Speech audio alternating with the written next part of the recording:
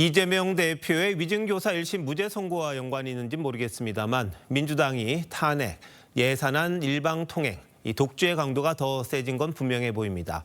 의회 권력을 동원한 민주당의 일방통행이 어떤 의도를 갖고 있고 연말 정국은 어떻게 될 건지 정치부 홍현주 기자와 함께 한번 짚어보도록 하겠습니다.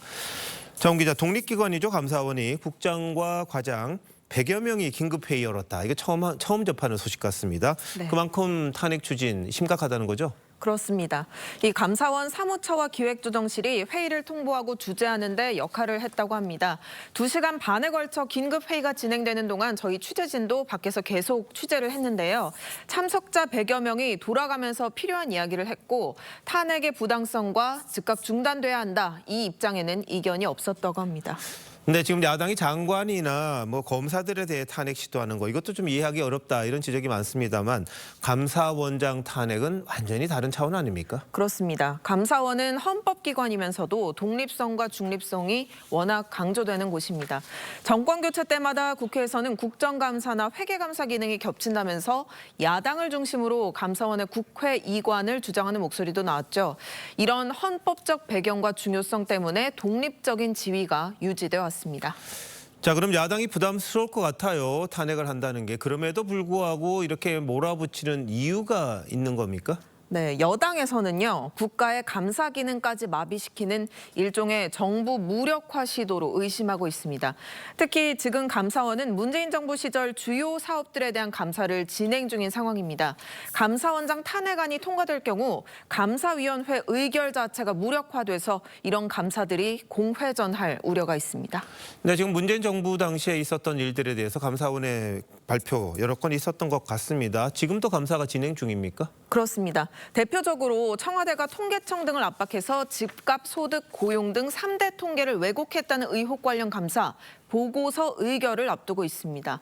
사드 배치 고의 지원 의혹과 북한 GP 부실 검증 의혹, 코로나19 정부 대응 등의 감사들도 진행 중입니다.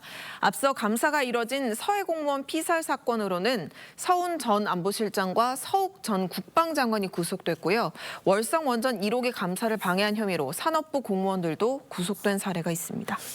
자, 그럼 감사 잘했다는 거잖아요. 구속까지 됐다 그러면은. 그건 잘못된 걸 지적한 것 같긴 한데. 자, 감사원에 대한 탄핵 추진 그렇다 치고요.